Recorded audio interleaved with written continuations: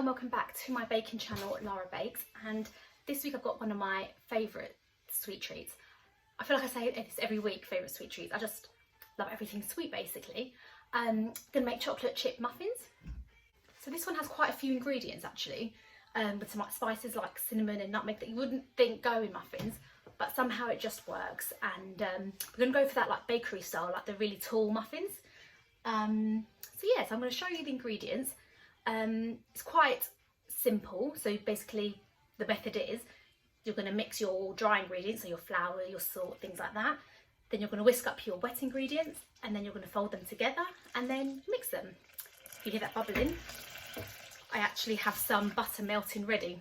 So yeah, so I'm going to show you the ingredients that you're going to need and then we're going to get right on it, show how quick and easy it is to make these, and then at the end enjoy some delicious muffins. Just keep an eye on that butter. You don't want to let your butter boil like this. So like I said, this one has got quite a lot of ingredients. So here we've got 80 grams of unsalted butter that's been melted. There I've got 375 grams of plain flour, about 80 grams of soured cream. Then we've got 270 grams of chocolate chips, 80 grams of vegetable oil in there, 2 large eggs, got some ground cinnamon, baking powder, vanilla extract. We've got some sugar there, 200 grams of granulated sugar, 240 mils of milk, and then some salt ready. And then this is an actual nutmeg. I didn't have ground nutmeg, so I'm just going to grate some for the recipe. And you do want your eggs, your milk, and the sour cream to be at room temperature as well. This really helps the recipe. You want to take them out maybe half an hour before you're ready to bake, and then that'll be warm enough to bake. So let's get started.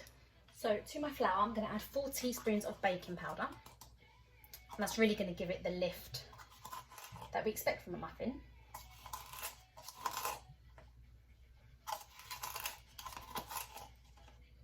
It's 4. Then we want half a teaspoon of salt. I've got this flaked sea salt. So you might just want to crumble that in your hands before you add it, just to make sure it's as fine as it can be. But I do prefer flaked sea salt. And we're going to add half a teaspoon of ground cinnamon to this.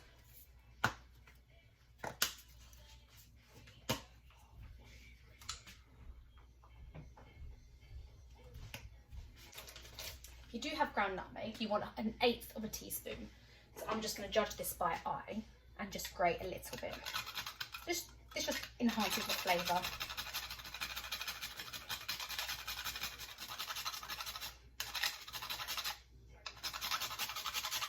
I'm going to say that's going to be enough. Then I'm just going to give that a nice little mix together to make sure it's all mixed through nicely.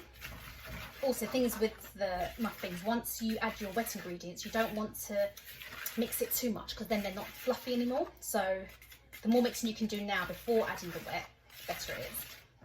I'm going to put that to one side. So I'm actually just going to use a hand whisk for this next stage. If you've got, you can use your like freestanding mixer like your KitchenAid, or even by hand if you want, but I'm just going to use this quicker and easier. We're going to mix, so first of all we're going to get our eggs. So we're going to add our 2 large eggs first. Then we're going to get our sour cream.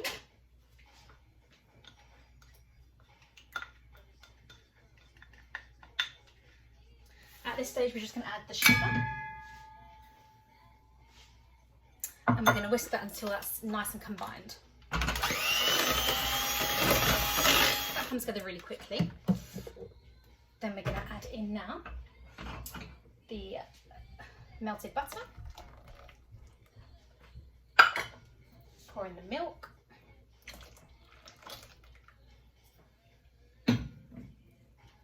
the vegetable oil.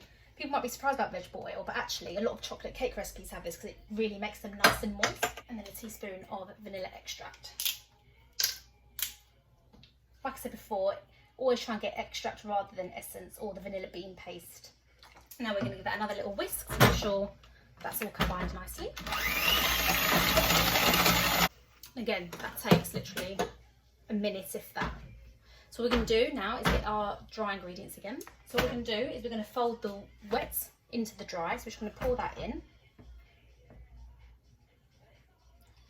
Like I said before, this is the point where we don't want to mix it too much. We're just going to gently fold. I'm using a spatula for this. Just want to make sure all that liquid is combined with the dry and we've got a nice texture to it. And it's fine if you find you have a bit of a lumpy batter, because once you bake it, it will just even itself out. So now I'm going to add my chocolate chips. I've just got milk chocolate chips. You can use whichever ones you want, really. Now we want to make sure that this is folded all the way through nicely. And now we're ready to add it to our muffin cases. So I have some nice, pretty coloured ones. And I like using spoons for this next stage. So what I'm literally going to do is just get a tablespoonful of mixture and then add it into the case. This bit gets messy, drips everywhere. It's got to be quite quick and careful.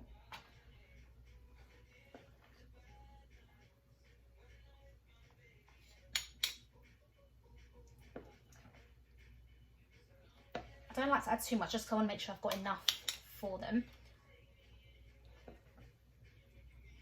I'm adding 2 to begin with, and then I can always go back and add more. Okay, so I've filled up all the cases now. Very messy indeed. And what I'm going to do, so my oven's been preheating at gas mark 7, which is about 425 degrees Fahrenheit. We're going to put them in for 5 minutes at that high temperature, because what it's going to do is going to really give that boost to get that lift that muffins normally have. And then after 5 minutes, you're going to reduce it to about gas mark 4. And then you've got to kind of judge it. So I'm going to first bake them for about 18 minutes at gas mark 4. And then you want that golden top, and then once you put like a little skewer through, it's that the centre's been set. So you're gonna have to like test that. I'm going to start off 5 minutes at gas mark 7, then about 18 minutes at gas mark 4, test them, and then leave them in for another couple of minutes if need be. And if you want like a little crunch on top, you could like sprinkle a little bit of granulated sugar on top to give that nice little crunch. I'm going to add that, I'm going to do that to some of mine, but not all of them, just so I can taste the difference and see. Okay, so mine cooked for a lot longer than 18 minutes. I think I put them on for an extra 8 minutes. So yeah, so it does depend on your ovens. I'd say put it on for about 20 to 22 minutes first, then check it, and then you can see how much extra you need. And I lied and I said I was going to sprinkle some sugar on mine. I completely forgot and just put them straight in the oven. But here are the results. I'm so happy with them. They have puffed up so nicely. So yeah, they're still really hot though. So I don't know how I'm going to try this. I'm going to try it anyway. But yeah, they smell so good, and yeah, I'm just really happy with them. They look really delicious. So I'm going to try and eat this without burning myself. I'm just going to have to break a little bit off the top because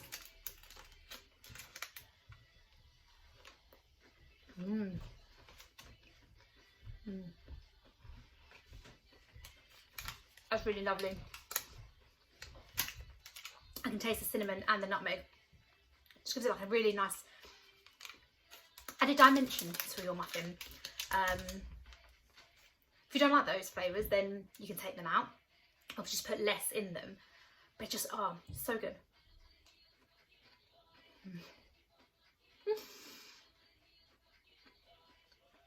Things like this I just think are best when they come out of the oven.